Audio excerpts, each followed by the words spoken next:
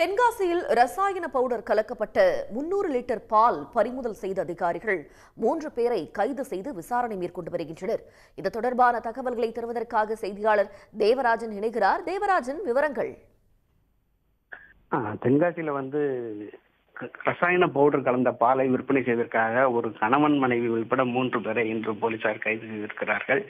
அதாவது தென்காசி அருகே உள்ள சுந்தரபாண்டியபுரத்தில் நேற்று முன்தினம் ஒரு தனியார் காப்பகத்தில் கெட்டுப்போன மாமிச உணவை அருந்திய 4 பலியானதை தொடர்ந்து உணவு பாதுகாப்புத்துறை அதிகாரிகள் முடுக்கிவிடப்பட்டுள்ளனர்.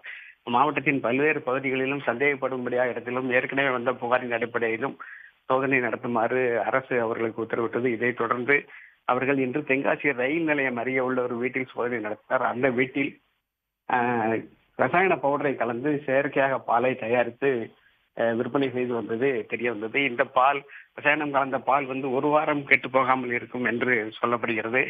இது தொடர்பாக கோமதி சங்கர் அவரது மனைவி லட்சுமி மற்றும் பவுடரை அவர்களுக்கு சப்ளை செய்த முப்படாதி ஆகிய 3 கைது செய்யப்பட்டிருக்கிறார்கள். இவர்கள் தென்காசி அருகே உள்ள மேலப்பாவரை சேர்ந்தவர்கள். தென்காசியில் ஒரு வீட்டை வாடகைக்கு எடுத்து இவ்வாறு ரசாயனம் கலந்த பாலை விற்பனை செய்து வந்துள்ளனர்.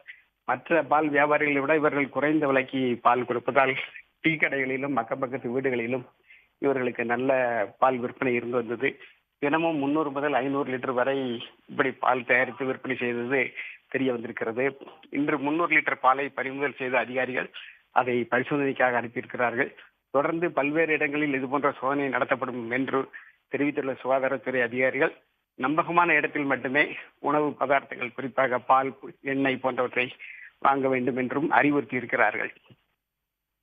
தங்களுடைய விவரங்களுக்கு நன்றி தேவராஜன். உடனுக்குடன் செய்திகளை தெரிந்து கொள்ள சன் நியூஸ் பெல் ஐகானை கிளிக் பண்ணுங்க.